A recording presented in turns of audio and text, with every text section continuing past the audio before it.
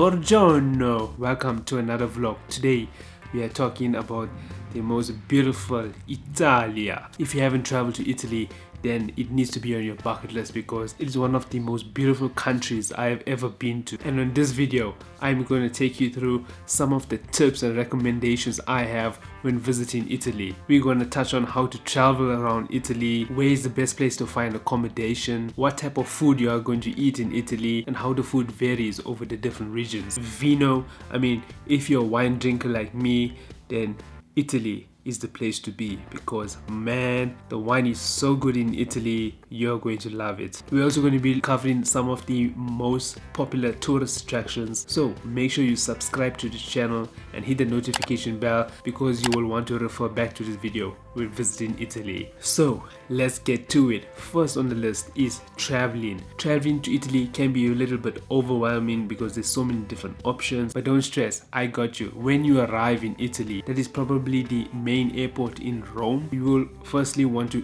get to your hotel. So what do? There is public transport like the train, taxi service, as well as Uber. The best way, the cheapest way to get from the airport to your hotel is by using the Cita bus. The Cita bus only costs about €9, which is really cheap compared to Uber, which will charge you around €50 to get to your hotel. The same goes with the taxi. So best thing to do is plan ahead. Make sure you check on Google Maps before getting to Italy because that will give you a good indication of what type of transportation goes to your hotel. And if you're not going to your hotel and going straight to a tourist destination, then the train that leaves from the airport is your best choice. You get the Metro A and B, and by using Google Maps again, you would find your tourist destination. It is that simple. Getting around Italy can be done using the public transport like the bus, which is the cheapest option. I noticed they don't even check your tickets in the bus, which is really unusual. They have this kind of trust system in the bus. We use Uber once or twice, especially in the night coming back to the hotel. It was just too tiring trying to find a bus or a train. So getting Uber at night from wherever you are back to your hotel is always a good choice. Let's talk about accommodation. You need to stay somewhere, right? The further you are from the tourist attractions, the more time you spend traveling to get to your destination. So if you can afford it, I would recommend living in the city of Rome. Finding accommodation near the Colosseum or the Pantheon can really save you time when traveling, but it is really expensive. I always stay about 20 minutes away from the tourist attractions, which makes the accommodation way more affordable and still allows me to roam the city within 20 minutes. So not that bad, but you save a ton of cash. When we went to Italy, we went through 4 regions, and the main cities, which was Roma, Rome, Firenze, Florence, Napoli, Naples, and Amalfi. Now 4 cities is quite a bit. I would not recommend doing 4 cities. Doing 2 cities would be enough. 4 cities was a lot, but we planned way ahead, so it wasn't that bad. One of my recommendations when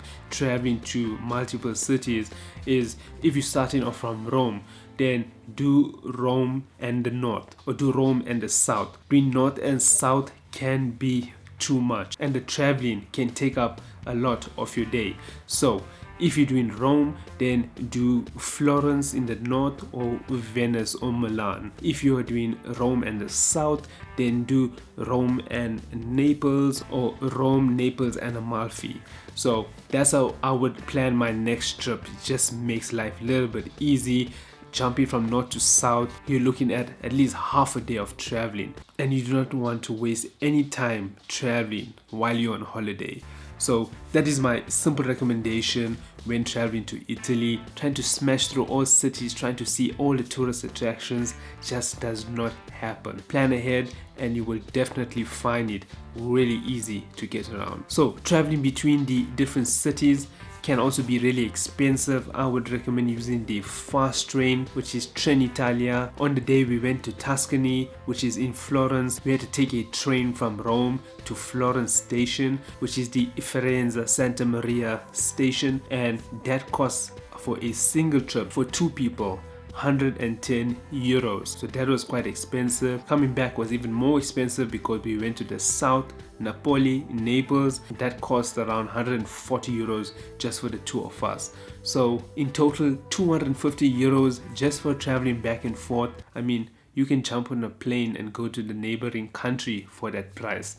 So it is really expensive, but it is the fastest way to get around, especially when you jump in between cities. Using a private car is also possible if you have the money. It is really expensive. The one guy was telling me like 400 euros from Rome to Florence, and I was no way in hell I'm gonna pay 400 euros for a 2-hour travel time. So fast train, best way to get there, and you avoid the traffic. So that's always a big plus. We wanted to see Pompeii. I mean, I wanted to see Pompeii. I was dying to see Pompeii. I needed to see Pompeii, and we got there like 5 p.m. in the evening. I mean, we left Florence in the morning. The train stops in Rome, goes to Naples, jump out of the fast train in Naples, take a coastal train further south to get to our hotel. And I mean, man, we were so tired. I was planning to do Pompeii that afternoon, but it just did not work out. And we tried the next morning, but still no hope. I mean, I planned well in advance how to get there, when to get there, but sometimes shit happens. We managed to do the Mount Vesuvius, which is the only active volcano in Europe. I mean, it is mind-blowing. Day is perfect. We start off early in the morning.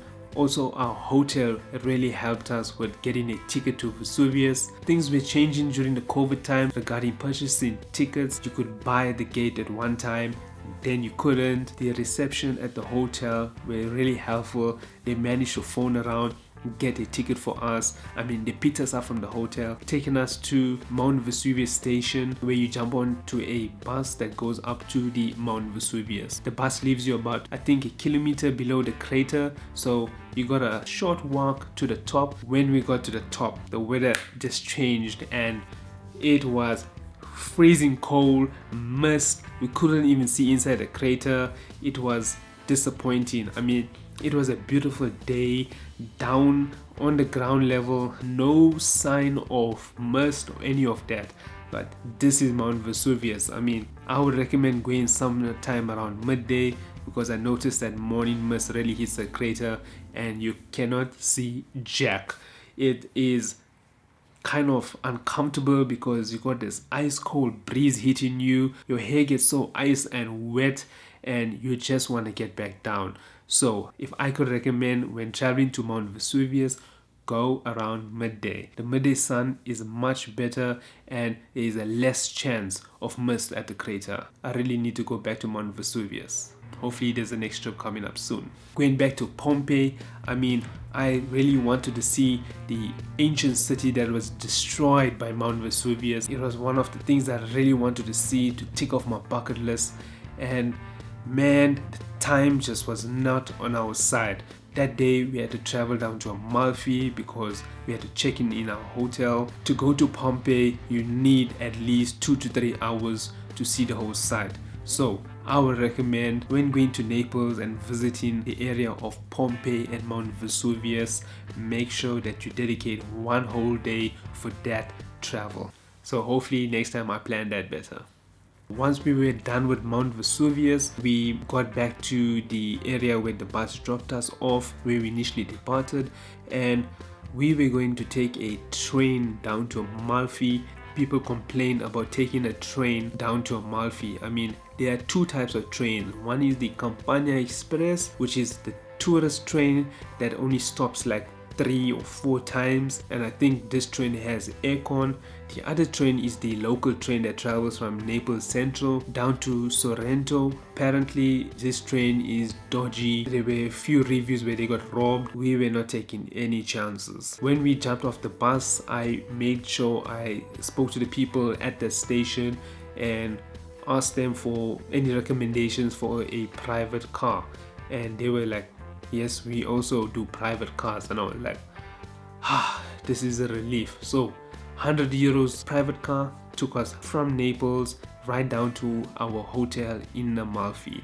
And man, it was such a stress-free way of getting there, because getting onto a train was either going to Sorrento, where you had to then take a bus and find your hotel, and Amalfi is full of hills and mountains, and you cannot walk it out because you are going to break a sweat. Looking at the situation at that time, I was like, let's just throw our suitcases into a car, let the guy take us straight to our hotel, and that was it. So that is my travel tips when it comes to traveling Italy. I mean, you don't need to stress about this. Plan ahead, check out Google Maps, because it just makes life so much easier. So moving on, next we are going to talk about food. I mean,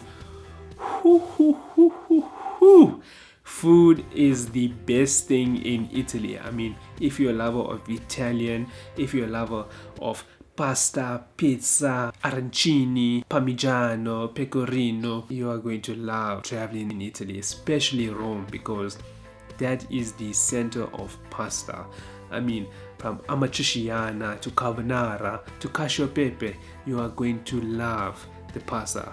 And let me not get started on the wine, because where I'm from in South Africa, we have different types of wines. Yes, we got a lot of good wines, but there's also a lot of bad wines in our country. But in Italy, I have never experienced one bad wine. It's like all the wine is good. I mean, every region in Italy makes wine, from the Lazio region where Rome is to the Campania where Naples is. I mean, you got grapes growing on Mount Vesuvius soil, which is volcanic soil, that makes the wine taste so different, and it was unbelievable. I mean, man, god damn, thinking of that wine right now just makes me thirsty. As I said, there is no bad wine in Italy. We enjoyed wine everywhere, especially when we went to Tuscany, which is where all wine lovers go. I mean, drinking wine under the Tuscan sun, I mean, you know what I'm talking about. From Chianti to Brunello, it is beautiful, beautiful wine all around Italy, so you will not go wrong. When you get to Italy, make sure you drink enough wine, because man, that is something you're going to remember for the rest of your life. Going back to the food, food is amazing. Bello, bello, bello. Every corner of the street is pasta, pasta, pasta, especially in Rome. But I would recommend going to Google, doing some research, and finding the best pasta restaurants around. You're going to find restaurants that are near tourist attractions, which are really, really nice to sit in and view, like the Colosseum, but the quality of food is really not up to standards. And it tastes fine, it tastes good, but what you pay for does not come through in the dish. So I would recommend going into the city, going away from the tourist attractions, any sites that is very popular or ancient. You want to stay away from those areas, because the food inside Rome, in the streets, in the alleys, are amazing. Especially family owned restaurants, they go out of their way to make sure that you have a good time. So if I could recommend, when going to Italy, do not eat around any tourist attractions, because it is overpriced. You are paying for the view and not for the bello al dente pasta. So keep that in mind. When you travel from different city to city, you will notice there's a difference in food. Every city has their own unique food. When you're in Rome, it's pasta. When it's in Naples, it's pizza. When you're in Amalfi, it's fish. One thing you will notice that's common throughout all the regions is their pork. Their pork, the cured pork that you can buy, that is hanging in the shop, guanciale, and all the beautiful pieces of meat. God damn, it is absolutely tasty. I mean, all you have to do is buy some meat, keep it in your bag, and when you're walking around the city, you always got some snacks to munch on. That's what we did. We found some beautiful pork neck that was sliced really thin. We had some parmigiano, fresh from the market, and it was too nice. I mean, just thinking about it now makes me feel like we're eating a block of cheese. Damn, the Parmigiano from Italia is on a different level. I mean, man, let me stop talking about food, because Now, I have to talk about pizza. Pizza from Napoli, Napoleano. Pizza is the best pizza in the world. I mean, this is where pizza comes from. When you go to Naples, the city of pizza, the margherita, the most authentic pizza you can get is the margherita, because that is the colors of the Italian flag. You got the red tomato from the San Marzano tomatoes, which is grown on volcanic soil, and it is one of the best tomatoes in the world. These tomatoes put any tomato away hands down. It is sweet and it makes such a big difference when you're eating it in a pasta or a pizza. When you try it, you will know the difference. You also have beautiful buffalo mozzarella that comes from the Campania region near Naples, that makes the white of the flag, and then you got the green from the basil, which is fresh basil that is thrown on that pizza, and a drizzle of beautiful bello olive oil. Man, the olive oil, I call it liquid gold, because man, the olive oil that comes from Italy is so full-bodied, and just eating bread, a nice salted butter, and the Italian olive oil. Game over. That's all I'm saying. It is amazing. Exquisito. You have to try it. Make sure you do your research as well, because where the popular restaurants serving pizzas, there is sometimes a massive line outside. I won't call it a line. Basically, people on top of each other. There's no way you can make any reservations for these restaurants, which was a bummer. There were a few restaurants where you can phone and make a booking. Most of the popular restaurants, you have to kind of camp outside to get your beautiful pizza. We were lucky. We went to a restaurant which was famous. Their background is they kind of established the pizza, and this is what it looks like. I mean, it was amazing. I mean, look at this pizza. You don't get this anywhere else in the world. It's so different. Look at that crust. Man, I need to stop talking about food now. Man, the last topic on food is breakfast at your hotel. You don't want to order breakfast. You don't want to book a hotel with breakfast, because a breakfast in Italy is not the breakfast you're expecting. It's not the continental breakfast you're expecting. You are going to get a croissant, slices of cheese, a few pieces of fruit, and the best part of it is the cappuccino. The espresso is amazing in Italy. You go to Italy and you drink coffee, you will not want to drink coffee anywhere else, because their coffee is just terrific. So when booking a hotel, make sure you remove breakfast. Go out into the city, find some breakfast. Find a nice sandwich stand on the street. You will find many small delis selling all the authentic Italian pastries. Tradition in Italy is you start off with a espresso or cappuccino in the morning with your pastry, and that is your breakfast. A lot of Italians skip their breakfast and eat only lunch and dinner, and this is the Italian life. But when you're on holiday, you want to eat breakfast. I know. So skip the breakfast in the hotel, get out into the city, find it on the street, find it in a restaurant or a deli, and it's so much cheaper and so much tastier. Moving on to tourist sites. I mean, the whole history behind Italia is ancient Rome. I mean, it was one of the biggest empires in history. So when you get to Rome, you're going to experience and see these ancient buildings everywhere. I mean, it is like heaven. For me, I love Roman history. I mean, I'm a big fan of Julius Caesar, the best dictator that ever lived. I mean, when I went there, I just get goosebumps and get emotional, because I'm on the ground that Julius Caesar once walked. So when going to Italy, especially Rome, there is tons of tourist attractions. The good thing is most of them are free, like the Pantheon or the Trevi Fountain or some of the local museums. The only thing I remember paying for was the Colosseum. I think you also pay to go into the Sistine Chapel, which is in Vatican City, but going into the Vatican is free. So make sure you do your research, make sure you buy your tickets online, because you don't want to be standing in any queues, especially the Colosseum. You just want to get inside it, take some amazing pictures.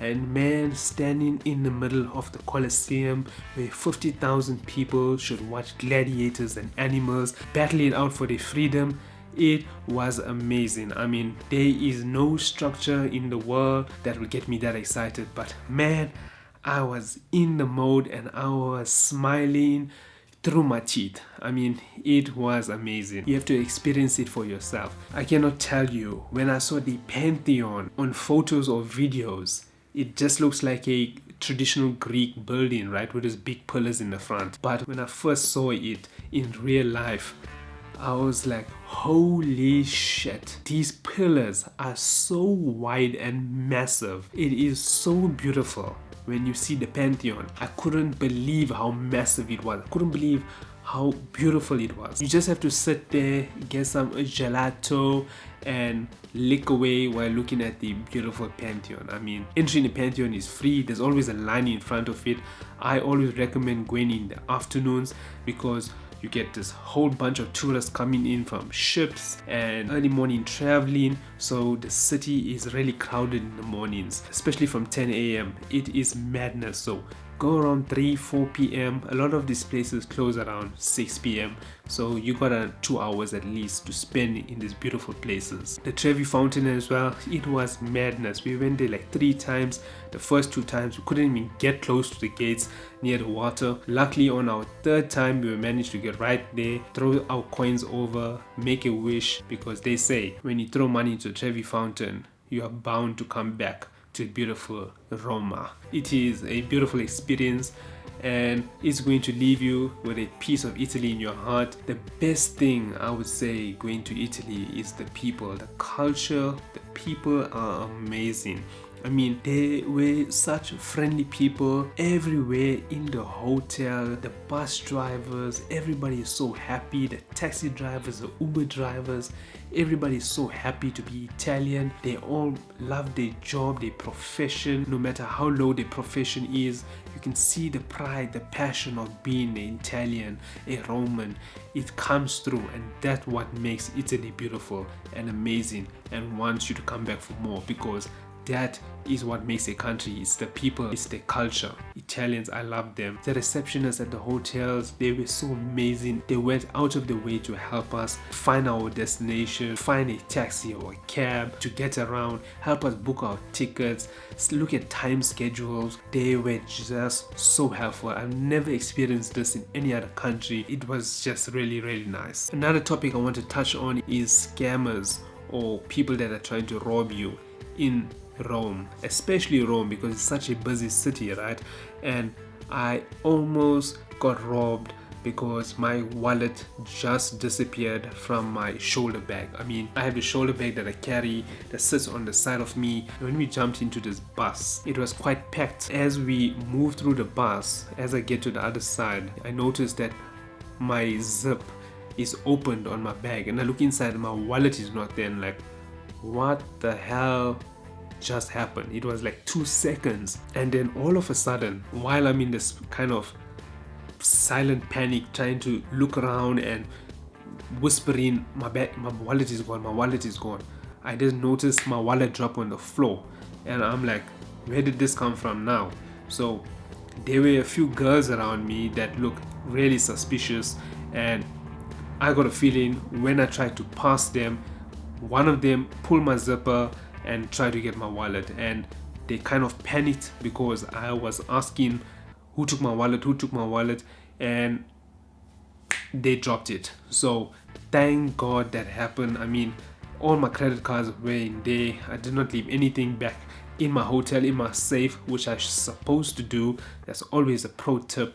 Keep a spare credit card in your safe in your hotel room, because you don't want petty crime to ruin your amazing holiday. To avoid the stress and this kind of petty crime that goes on in many other countries, I experienced this in France as well, in Paris. I will always recommend keeping an extra credit card in your safe, and make sure that when you have a shoulder bag, or ladies with handbags, make sure that you have your hand over the zipper while going into a public transportation like a bus or train, because these syndicates are everywhere. There are people trying to rob you, trying to get your money, and I mean, this is the petty crime in a high touristic country, so you have to get used to it. But you learn, and you know next time this is not the way to do things, and I would suggest not jumping into a bus or a train that's packed with people, because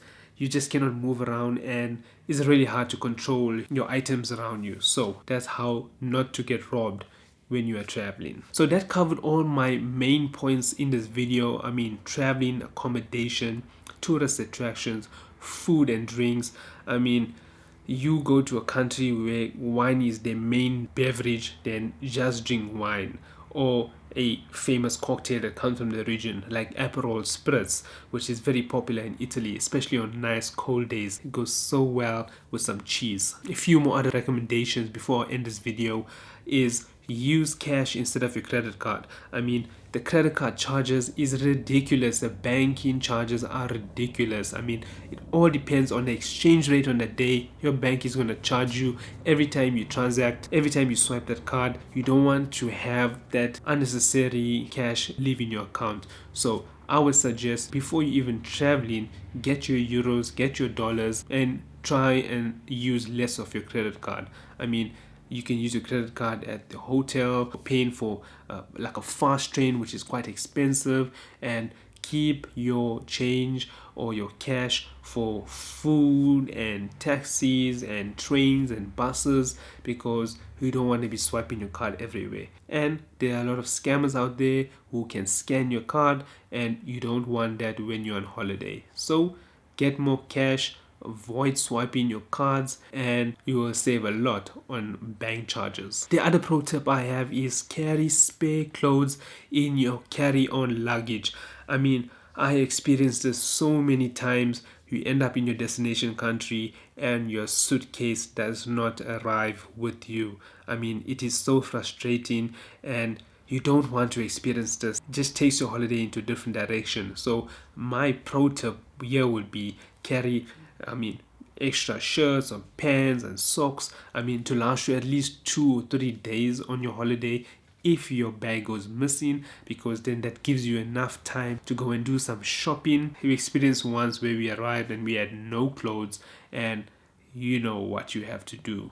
So avoid the stress, carry some spare clothes in your carry-on luggage, and when you arrive in your destination country and your bag goes missing, give it a good smile and carry on with your holiday. Don't let stuff like this ruin your holiday. It is common. As long as you file a complaint when you arrive that your suitcase is missing, the airport will try and do their best to find your suitcase and deliver it directly to the hotel where you are staying. So to avoid the stress, carry spare clothes in your carry-on luggage. It is my biggest pro tip. And my last tip will always be learn the local language, especially the way you greet people. I mean, they really appreciate you going out of your way to speak their language. You know, simple things like hi, thank you, buongiorno, ciao, grazie.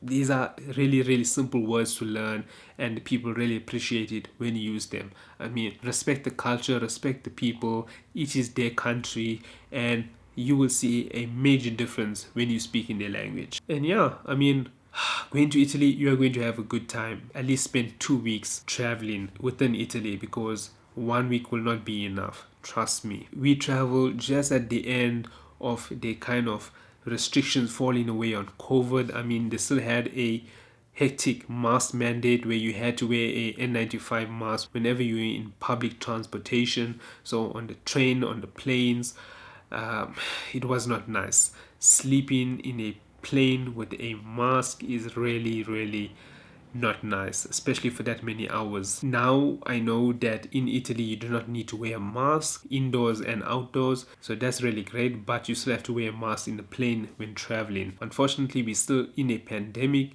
and hopefully in the near future these restrictions will fall away, because I am so damn tired of wearing a mask and I want to breathe in fresh air wherever I am. A lot of countries, especially in Europe, has removed their restrictions, and you do not need a green pass or to show your vaccine certificate and all these kinds of things when entering a restaurant. So those restrictions fell away, because it is such a schlep to keep pulling out your phone and vaccine certificate. I mean, man, I just want to eat some pasta. Give me some carbonara. I want carbonara with lovely parmigiano.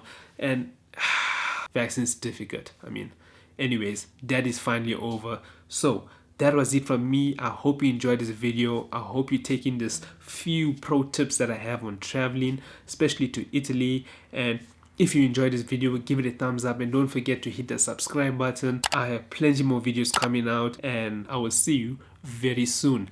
Ciao.